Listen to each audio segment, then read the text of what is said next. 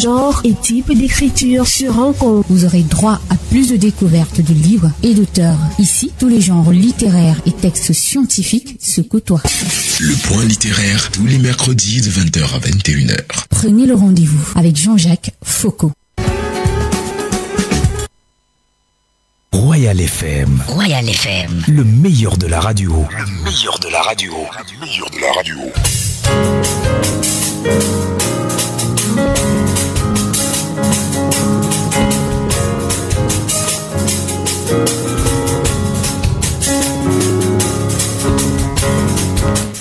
À présent, la virgule littéraire avec FBAKM. FBAKM, bonsoir et bienvenue. Alors, bonsoir à toute la famille Royal FM, bonsoir à Salmon, les techniciens, et bonsoir au-delà de Yaoundé, les gens qui les suivent ailleurs, parce qu'il y a des gens qui ont demandé s'ils étaient en mesure de suivre un peu l'émission. Je crois que... Oui, c'est possible.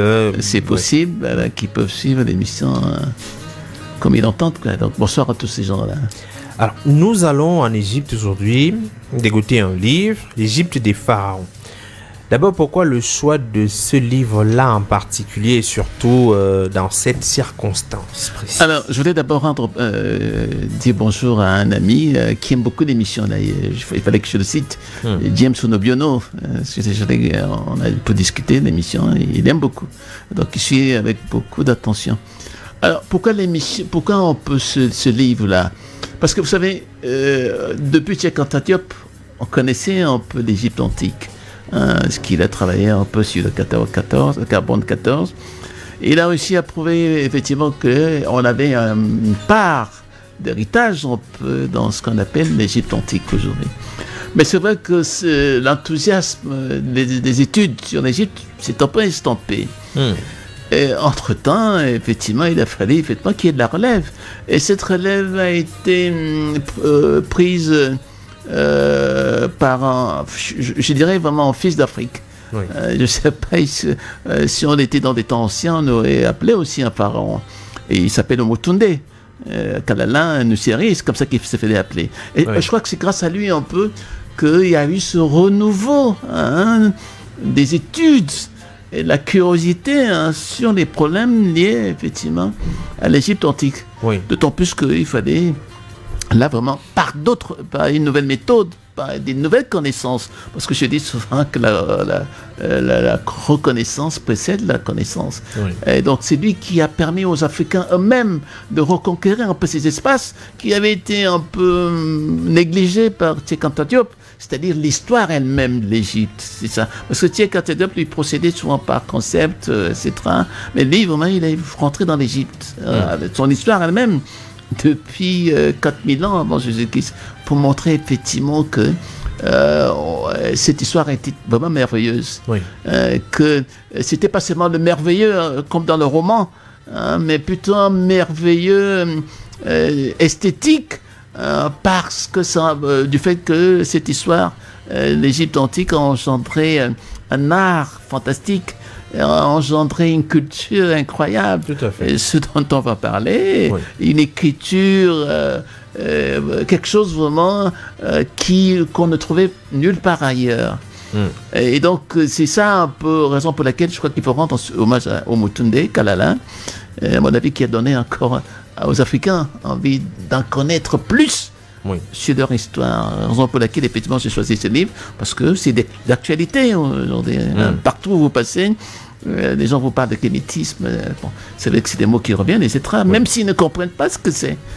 Alors aujourd'hui, vous avez choisi de nous parler de la géographie de la mort dans l'Égypte antique, qui permet d'ailleurs de comprendre l'exceptionnalité de l'Empire sous l'ère des pharaons, dans l'art, l'esthétique, la science. S'est-il eu des périodes intermédiaires traversées par des guerres, des famines, qu'atteste la baisse des crues du Nil et les calamités agricoles? Il faut quand même dire que l'Égypte pharaonique, c'est quand même le grand air. Bien entendu, c'est vrai que vous savez, quand on discute souvent avec ceux qui connaissent peu ou prou l'Égypte, la première chose qu'ils vous disent, c'est une île. Donc c'est une civilisation nilotique. C'est-à-dire que vous avez les littoraux, vous avez des déserts qui traversent un peu, traversés par des cours d'eau. C'est la première impression. Oui. Et c'est vrai, bien entendu, ça, on ne peut pas le nier quand même, que c'est une civilisation nilotique. Mais c'est aussi ce qu'on appelle une centralité. Centralité, pourquoi? Parce que vous avez 4 espaces-mondes qui existent à l'époque, c'est-à-dire l'Asie, l'Afrique, la Méditerranée et l'Europe. Voilà donc 4 espaces-mondes qui sont très importants et qui ont beaucoup influé sur le cours des nombreuses civilisations, qu'on prenne la civilisation mésopotamienne, qu'on prenne la civilisation juive, Judée, etc., qu'on prenne un peu, je répète, la Mésopotamie. Bon, vous avez toutes ces civilisations-là. Et l'Égypte constitue un peu la centralité. Parce que vous avez pratiquement tous des peuples là, qui vivaient dans cet espace-là. Et ça posait aussi à l'époque des problèmes de démographie. Parce que, vous savez, au départ, on disait, bon, il y a eu des villes, mais c'était peuplé par qui? Alors, la question se posait. Et alors, il a fallu maintenant étudier la démographie qu'on avait là-bas. Est-ce qu'on avait rien que des Égyptiens à l'époque, qui étaient des gens essentialisés? C'est-à-dire qu'on disait, c'est si vous avez vu un peu les 10 commandements avec Yul Brynner, où on regardait un peu les Égyptiens comme des Blancs, si c'était des Blancs, on regardait avec des gens imberbes, des gens, comment dire ça, qui sortaient... de l'ordinaire. Non, pas de l'ordinaire, qui sortaient exceptionnels. Quand on parle un peu d'exceptionnalité, ça venait un peu de l'image qu'on a un peu des pharaons. Parce que Théophile Gautier aussi l'a décrit un peu à l'époque dans un très beau roman où il parlait des dieux, des pharaons comme si c'était des dieux. Effectivement, ça en était. Mais ce mythe qui est venu un peu des Égyptes, on l'appelle des égyptophiles, c'est-à-dire des gens qui aimaient l'Égypte, mais malheureusement ne tenaient pas compte un peu de l'histoire elle-même. Parce que ça, il fallait maintenant raconter la vraie histoire. Et quand on regarde cette affaire, cette exceptionnalité, effectivement, on constate qu'il y a eu des problèmes. Les problèmes, effectivement, c'était, par exemple, ces pharaons qui étaient souvent assassinés, par exemple, souvent ces famines. Qu'on voyait parce qu'il y avait une baisse de crue dans le Nil, parce que le Nil ne produisait pas assez d'eau pour qu'on puisse développer la culture du maïs, la date des palmiers à l'huile, etc. Donc il y a eu tous ces problèmes que l'histoire a reprises et qui contredit un peu ce que effectivement les égyptophiles ont présenté comme quelque chose comme une Égypte éternelle. Qui était tellement belle, parce que c'est vrai que les Égyptiens c'était des gens essentialisés, parce que quand ils recevaient par exemple les Grecs, ils ne mangeaient pas avec les couteaux que les Grecs utilisaient. Ils ne mangeaient pas le type de viande effectivement que consommaient par exemple les Asiatiques, parce qu'il y en a eu aussi dans ce coin-là, puisqu'on dit par exemple on a retrouvé des traces des Asiatiques dans des tombeaux. Et là, maintenant, quand on revient un peu les tombeaux, c'est ça maintenant où les tombeaux nous parlent. Parce que la plupart, la vie, en réalité, des écritures qui sont inscrites sur les tombeaux. Et, par exemple, les hiéroglyphes, parce que c'est vrai que les hiéroglyphes étaient un peu une sorte d'écriture qui était l'apanage un peu à l'époque des scribes, c'est-à-dire des gens qui savaient, des gens près de la cour, près du monarque, mais petit à petit ça s'est démocratisé en devenant ce qu'on appelle l'écriture démotique. Et cette écriture démotique là, c'est ça qu'on voit un peu sur les temples, sur tout ce que sur les tableaux, sur les tombes, sur les étiquettes, sur les palettes. Et c'est cette écriture-là qu'il a fallu maintenant transmettre aux historiens. Pour pouvoir identifier... pour comprendre un peu la civilisation égyptienne. Alors finalement, on a souvent dit que les pharaons étaient blancs ou noirs. Finalement, quelle couleur avait-il? Bon, alors, disons que en réalité, c'est un problème qui est difficile, à mon avis, à expliquer ou à justifier ou à comme on dit, essentialiser, on ne peut pas dire... Parce que quand on regarde déjà les noms, la plupart, il y avait... C'était souvent des noms, on dirait, afro-asiatiques. C'est-à-dire sémito, sémitique. Hein, c'est-à-dire que ça vient des deux. Hein, vous avez des noms qui sont... Par exemple, quand on regarde un peu à partir de la Nubie, hein, la deuxième cataracte, et des gens qui étaient, par exemple, de Syrie, qui disaient, effectivement, on voyait la peau noire. On voyait, mais quand on regarde un peu d'autres, parce qu'il y a eu bien des pharaons qui étaient blancs. Et ces pharaons... quand on regarde un peu après le passage de Champollion dans des années avec Napoléon, etc., on constatait effectivement qu'il n'avait rien des noirs. Il n'avait rien d'une peau noire. Et pourquoi c'est souvent ces problèmes qui se posaient? Parce que, vous savez, l'Égypte, même quand on regarde un peu cette Égypte dont j'ai parlé tout à l'heure, au niveau des problèmes de centralité, c'est-à-dire ces 4 espaces mondes, Méditerranée, etc., les gens vivaient parce que c'est les pharaons qui formaient les villes.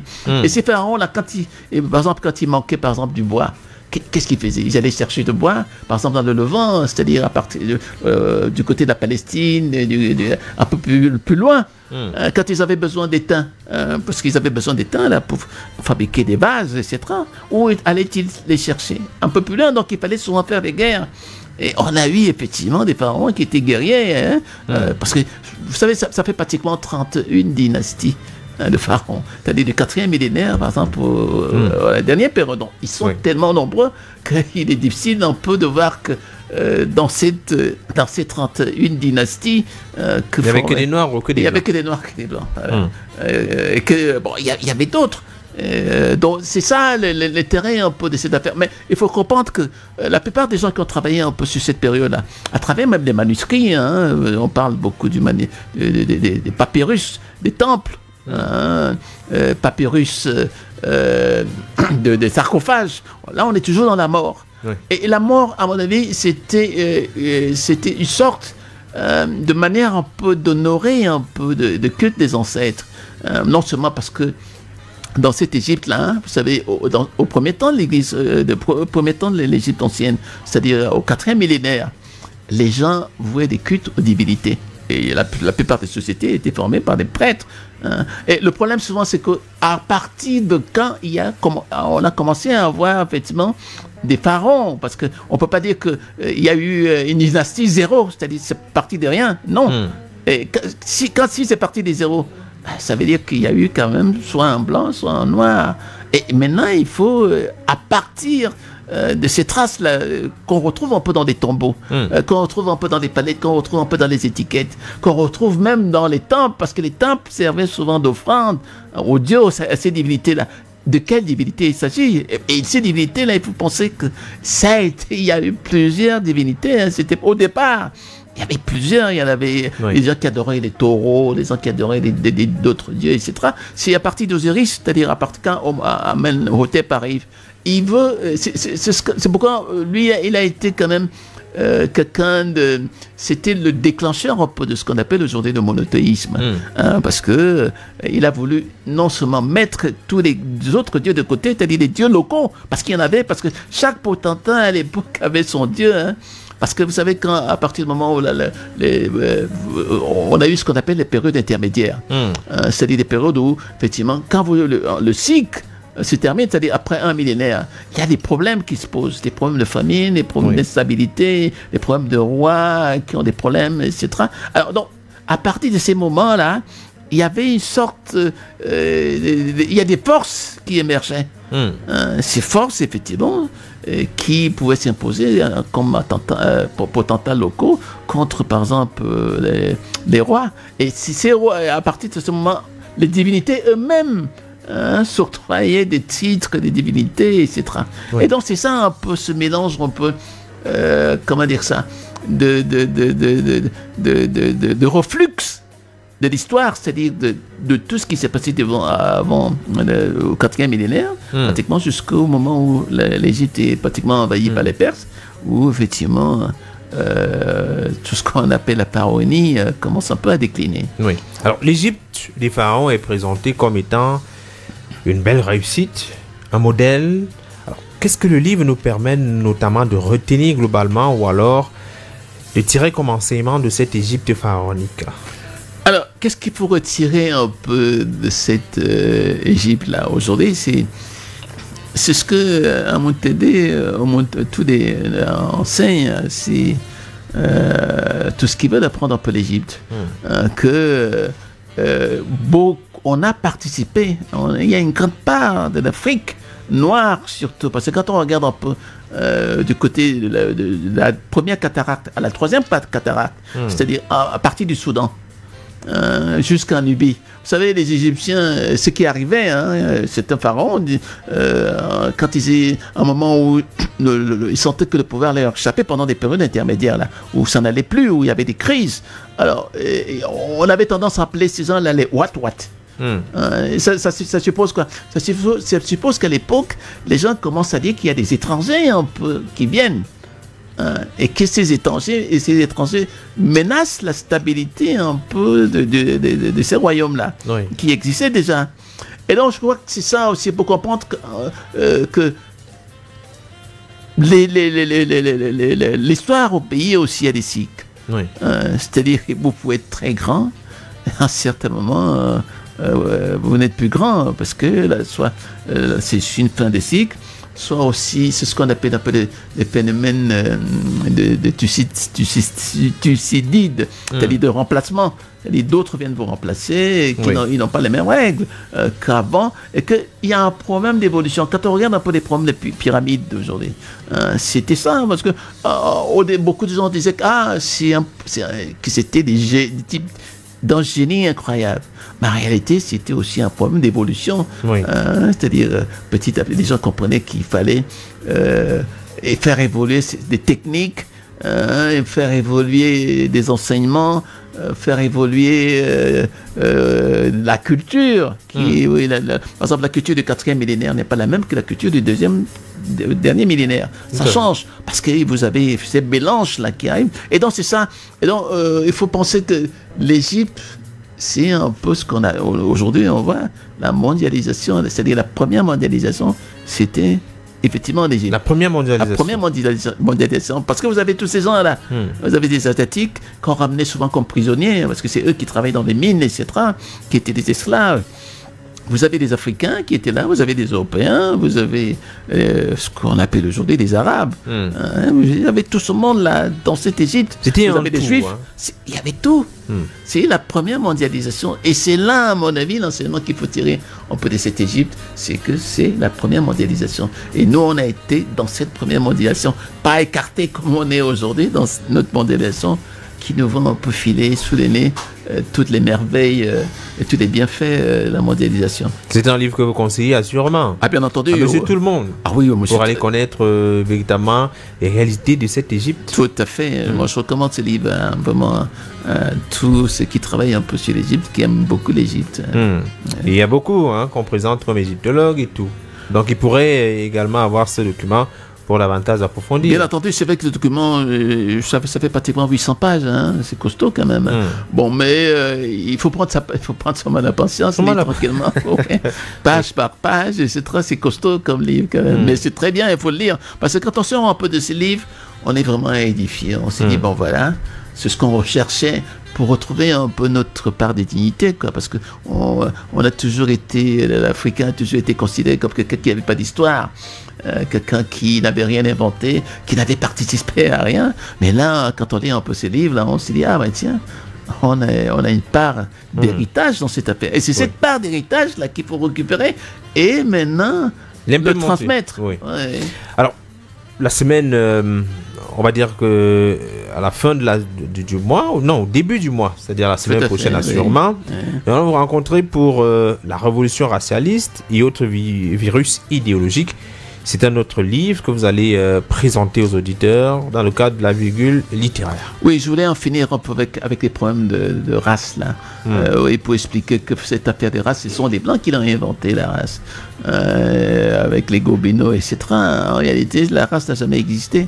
Et donc, c'est pourquoi je voulais finir avec ce sujet, parce que c'est un sujet très important. Au moment où les peuples africains retrouvent un peu une sorte de dignité dans leur culture, dignité dans la manière d'exister dans ce monde un peu complexe, d'où ces problèmes de race qu'il faut maintenant, à mon avis, malgré les souffrances qu'on a connues par l'esclavage, etc. Mais la race, en réalité, n'existe pas, parce que c'est une invention européenne. Et là, il faut retrouver un peu de dignité dans ce type de lecture. Et ça permet aussi aux chercheurs, au lieu de focaliser un peu sur des thèmes de ce genre, la race, etc. Non, c'est le développement qui nous intéresse. Donc, si on peut prendre notre part de ce développement, pourquoi pas, il faut y aller. Alors, Hervé Akem, on va vous dire merci. Merci. Et certainement à la semaine prochaine.